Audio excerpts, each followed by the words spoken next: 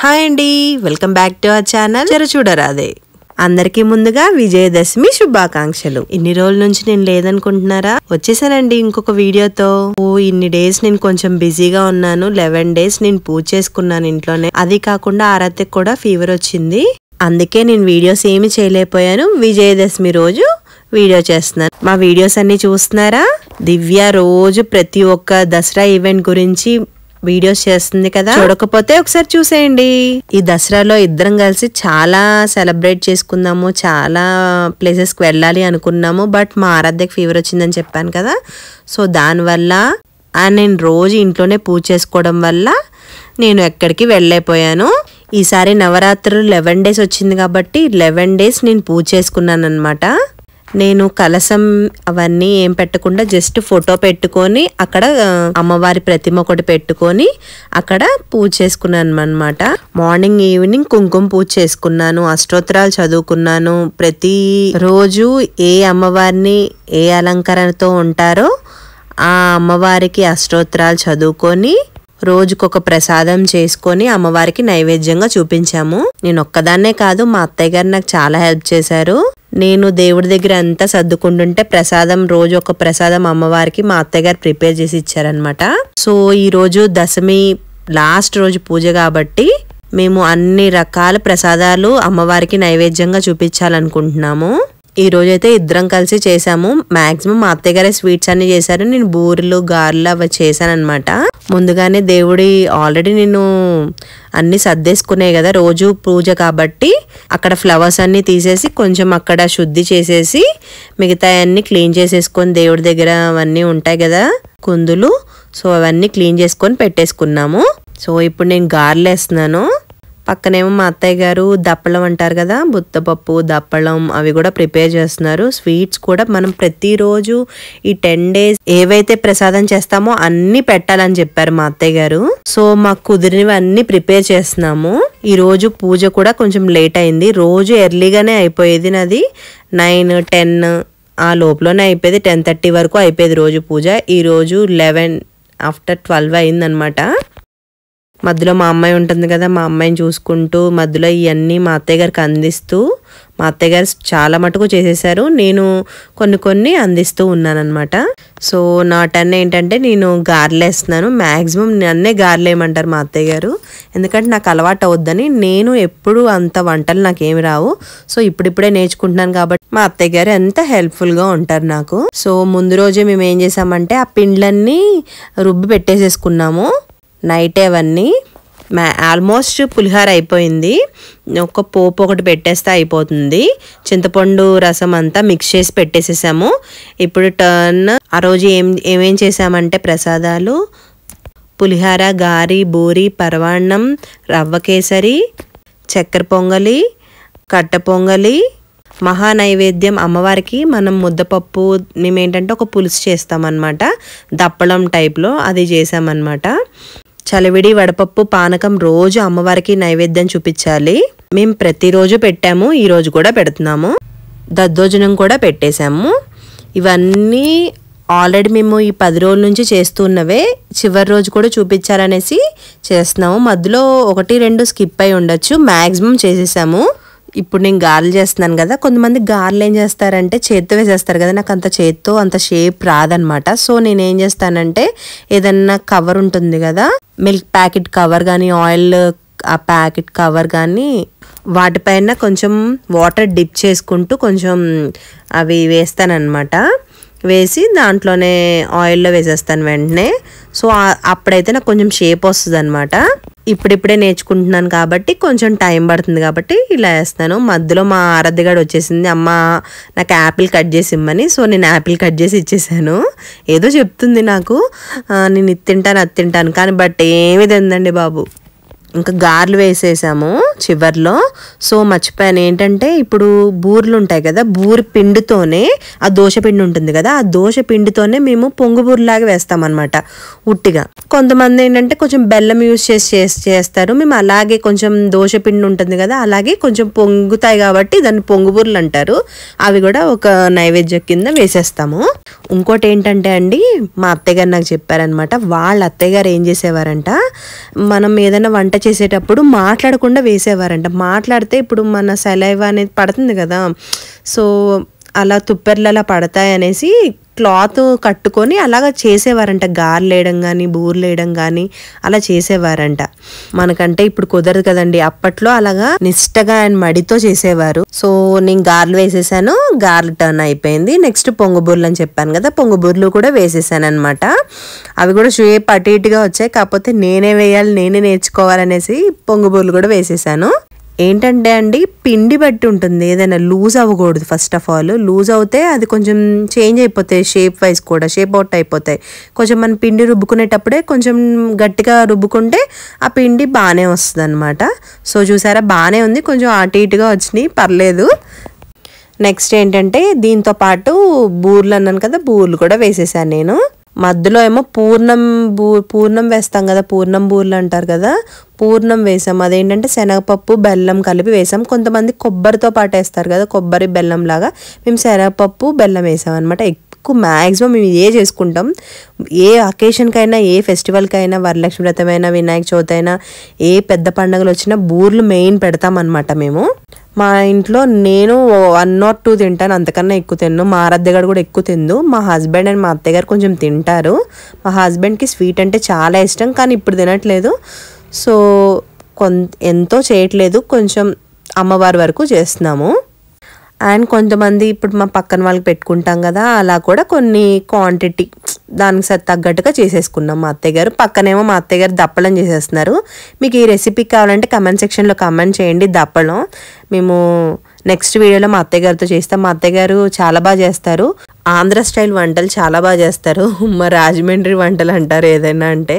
So ఆ recipes కావాలంటే మీరు కమెంట్ సెక్షన్లో కమెంట్ చేస్తే కంపల్సరీ మీకోసం నేను వీడియోస్ పోస్ట్ చేస్తూ ఉంటాను మా అత్తయ్య గారితో వంట చేయించి. సో బూర్లు కూడా వేస్తాను కదా, ఓకే. ఏంటంటే మనం వేయాలి, జాగ్రత్తగా వేయాలి బూర్లు కూడా. కొంచెం అటు ఇటు అయినా పిండి కలవకపోయినా అవి బయటకు వచ్చేస్తాయి అనమాట. మొత్తం ఆయిల్ మొత్తం స్ప్రెడ్ అయిపోద్ది, లోపల పూర్ణం ఉంటుంది కదా. సో జాగ్రత్తగా లోపల బూరి కూడా బయటికి చిందకుండా వేయాలన్నమాట.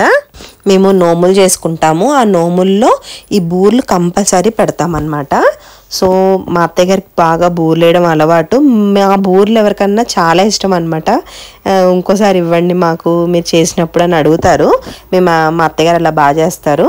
నేను కూడా చేస్తాను, బాగానే చేస్తాను. ఓకే, బూర్లు ఇప్పుడెప్పుడే నేర్చుకుంటున్నానని చెప్పాను కదా. నేను ఇది చేస్తుంటే పక్క నుంచి మా అత్తగారు పులగం చేస్తున్నారు, ఆ పక్కనేమో పరమాన్నం చేస్తున్నారు. ఒక్కొక్క 4 ఉన్నాయి కాబట్టి స్టవ్స్ అలాగా చేసుకుంటున్నాము. ఆల్మోస్ట్ మ్యాక్సిమం అన్నీ ఒక్కొక్కటి అవుతూ ఉన్నాయన్నమాట. సో ఫైనల్గా చూసేయండి, గారెలు బూర్లు అండ్ పొంగుబూర్లు కూడా చేసేసాం, అయిపోయింది. నెక్స్ట్ ఇంకా రెడీ అవ్వడమే. మ్యాక్సిమం ఇంకా మిగతా అన్ని మా అత్తయ్య గారు చేసేస్తున్నారు. సో నన్ను రెడీ అయిపోమన్నారు, పూజకి టైం అయిపోయింది. ఫస్ట్ మా ఆరాధ్య గారిని స్నానం చేయించి రెడీ చేశాను. తను కూడా చూడండి హాయ్ చెప్తుంది. కొత్త డ్రెస్ వేసాను కానీ గుచ్చుకుంటుందని ఏడుస్తుంది, కానీ బాగానే ఉంచుకుంది ఫైనల్ వరకు. సో నేను కూడా ఫ్రెష్ అప్ అయిపోయి రెడీ అయిపోయాను, శారీ మార్చేసుకున్నాను అనమాట. నెక్స్ట్ ఇంకా పూజకు కూర్చోవడమే. పూజకి ఏదైనా కావాలంటే ఇప్పుడు ఆల్మోస్ట్ అన్నీ ఒక్కొక్కటి పెట్టేసుకున్నాను అనమాట. చివరిలో ప్రసాదాలు కాబట్టి దానికి టైం పడుతుంది కాబట్టి పర్లేదు, ముందే పూజ స్టార్ట్ చేస్తే ఒక 40 minutes అయినా పడుతుందని ఇంకా కూర్చుండిపోయాను అనమాట. ఫస్ట్ దీపం వెలిగించేసాను, ఆచమానియం తీసుకొని సేమ్ ప్రాసెస్ నేను అంతా బుక్లో చూసే చదువుతానండి. ప్రతిదీ మనం ఫస్ట్ ఇదిగో చూసారా నేను అన్నీ అలంకరించుకున్నాను. అలాగే నేను చెప్పాను కదా, ఫోటో పెట్టి నా దగ్గర ఏంటంటే అమ్మవారి ప్రతిమ ఉంది, ఆ ప్రతిమ కూడా అక్కడ పెట్టుకొని ప్రతిదీ నేను అలా ఆ ప్రతిమకే చేసుకుంటాను అనమాట. ఇంకేంటంటే మనం కలసం అంటే చిన్నపిల్లలతో ఉన్నప్పుడు చేయలేం కదా, నాకు వీలైనంత వరకు నేను పూజ చేసుకున్నాను. మనం ఎలా చేసినా మన భక్తితో చేయాలి మనం ఏదైనా పూజ అనేది. ప్రతిరోజు అమ్మవారికి సంబంధించిన అష్టోత్తరాలు చదువుకోవడం, అష్టోత్తరాలతోనే కదా కుంకుమ పూజ చేసుకునేదాన్ని నేను. సో దాంతోపాటు నేను లలిత చదువుకునేదాన్ని. లలిత చదువుకోవడం వల్ల ఈ 11 days చాలా మంచిగా ఉంది, పీస్ఫుల్గా ఉంటుంది. ఒక పాజిటివ్ థింకింగ్ అనేది వస్తుంది అనమాట, మనకి పాజిటివ్ వైబ్రేషన్స్ కూడా ఉంటాయి లలిత చదువుకోవడం వల్ల. మీరు డెఫినెట్గా ట్రై చేయండి. కొంచెం కొంచెం మనం టీవీలో పెట్టుకొని అలాగా వింటూ ఉంటే నెక్స్ట్ వస్తూ ఉంటుంది అనమాట. నాకు ఎలా అలవాటు అంటే నేను ప్రెగ్నెన్సీ ఉన్న టైంలో నేను లలిత అలా వినేదాన్ని. వింటూ వింటూ వింటూ కొంచెం నాకు నోటెడ్ అయింది. కొంచెం కొంచెం మిస్టేక్స్ ఉన్న తర్వాత మనం చదువుతుంటే అది అలవాటు అయిపోతూ ఉంటుంది. మీరు కూడా ట్రై చేయండి. దాంతో పాటుగా ఖడ్గమాల కూడా చదివేదాన్ని నేను. ఇవి రెండు అయితే మెయిన్గా చదువుకునేదాన్ని. రోజు కుంకుమ పూజతో అష్టోత్తరాలు చదువుకున్న ఇవి రెండు చదువుకునేదాన్ని. మిగతా అయితే టైం కుదిరినప్పుడు చదువుకునేదాన్ని, మిగతా ఏమన్నా ఉంటే కనుక. ఈ 11 డేస్లో ఎవరు మన ఇంటికి వచ్చినా ఒక అమ్మవారుగా భావించి మనం వాళ్ళకి బొట్టు కానీ, మనకి ఇంకేదన్నా ఇంకా వీలవుతే తాంబూలం కానీ ఇవ్వచ్చు అనమాట. నేను రోజు ఒకళ్ళకి ఒక అమ్మవారిలాగా భావించి నేను తాంబూలం ఇచ్చేదాన్ని అనమాట. నా పూజ ఆల్మోస్ట్ అయిపోయిందనమాట. ఇంకా అమ్మవారికి నైవేద్యాలు ప్రసాదాలన్నీ పెట్టేశాను. ధూపం ఎక్కువగా చూపించాలి అమ్మవారికి, ధూపం కూడా బాగా చూపించేశాను. తాంబూలం అమ్మవారికి చూపించేసి ఆ తర్వాత వస్త్రం సమర్పయామి అని కూడా అమ్మవారికి మనం ఏమైతే మనకు తోచినట్టుగా అమ్మవారికి పెట్టేయచ్చు. ఇందులో ఏమైనా తప్పులుంటే క్షమించండి. నేనైతే నాకు ఎలా వచ్చో నాకు కుదిరినట్టుగా నేను పెట్టాను. ఏదైనా మిస్టేక్స్ ఉంటే ప్లీజ్ ఏమీ అనుకోకండి. అమ్మవారి ఆశీస్సులు మీకు నాకు ఎల్లప్పుడూ ఉండాలి. చివర్లో హారతి ఇచ్చేసాను. మా అత్తయ్య గారు పాట పాడేశారు, హారతి పాట. తర్వాత ప్రదక్షిణాలు అంతా పూజ అంతా అయిపోయింది.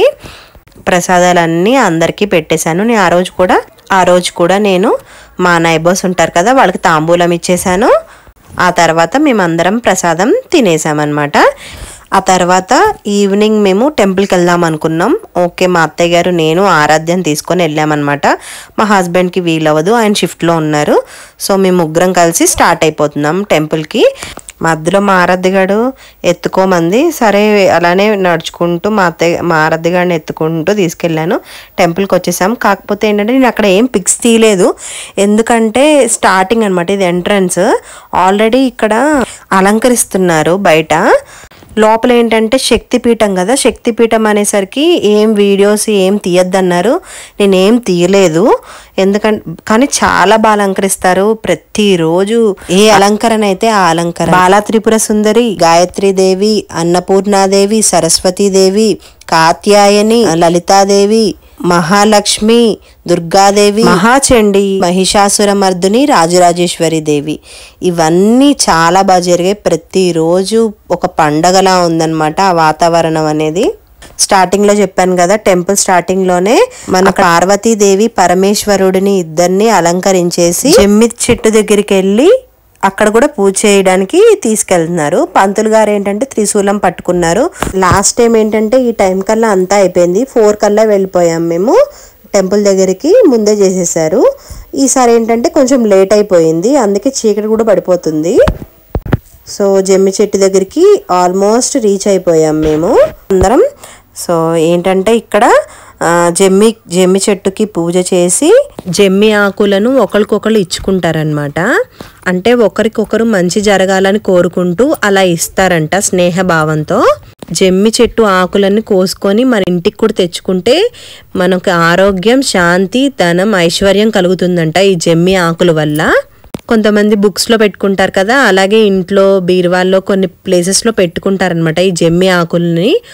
ఒక ధనంలాగా భావిస్తారు. అలాగే ఈ జమ్మి చెట్టు ఆకులలో కొన్ని ఔషధ గుణాలు ఉంటాయి కాబట్టి ఈ ఆకులను మన ఇంట్లో తెచ్చుకోవడం వల్ల ఆరోగ్యం అనేది పెరుగుతుందంట.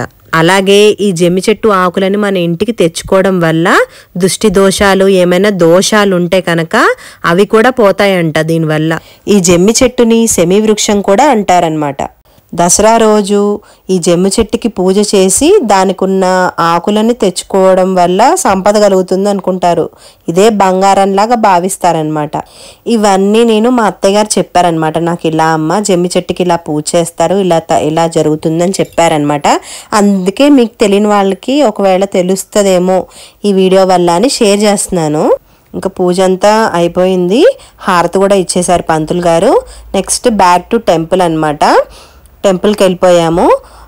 ఏమైందంటే టెంపుల్ దగ్గరికి వెళ్ళిపోయాక హారతి ఇచ్చేశారు. ఉయ్యాల ఊపారనమాట. ఇలాగా 3 times అలా 4 times ఉయ్యాల ఊపారు. నెక్స్ట్ అందరూ కలిసి కొంచెం భజన్ లాగా పాటలు పాడుతూ డాన్స్ వేసేవాళ్ళు డాన్స్ వేస్తూ, మా ఆరాధ్యగాడు అయితే అసలు నన్ను ఎత్తుకొని దిగలేదండి. సో నేను వీడియోనే తీసానమాట మ్యాక్సిమం. ఇక్కడ చూసారా పెద్ద పెద్ద ఆంటీ అనమాట, ఆవిడ పెద్దవారు, అయినా సరే చాలా బాగా వేశారు. ఇక్కడ అందరూ చుట్టూరు అందరూ తిరుగుతూ ఒక భజన్ లాగా చేశారనమాట. చివరాఖరికి ఒక హారతి ఇచ్చేసి దిష్టి కూడా తీసేశారు. అయిపోయింది. లోపలికి వెళ్ళి మేము తీర్థం తీసుకొని అక్కడ కొంచెంసేపు చదువుకొని వచ్చేసాము. నెక్స్ట్ పక్కనే ఏంటంటే అమ్మవారిని నిలబెట్టారు. అక్కడ చూద్దామని అక్కడికి కూడా వెళ్ళిపోయామన్నమాట. మా అత్తయ్య గారు, నేను, ఆరాధ్య ముగ్గురం కలిసి వెళ్ళిపోయాము. అక్కడే రోజు బతుకమ్మని చేసి అక్కడే ఆడుతున్నారనమాట. లాస్ట్ ఇయర్ అమ్మవారిని నిలబెట్టలేదు, ఈ ఇయర్ అయితే అంత చాలా బాగా జరిగింది. మా వీడియో ఎలా అనిపించిందండి? మా వీడియో ఎలా అనిపించిందో కింద కమెంట్ సెక్షన్లో కమెంట్ చేయండి. మా వీడియో కనుక మీకు నచ్చినట్టయితే please like, share and subscribe చేయండి. కొత్తగా చూసినట్టయితే ఇప్పుడే సబ్స్క్రైబ్ చేసుకోండి, మమ్మల్ని సపోర్ట్ చేయండి. Thanks for watching.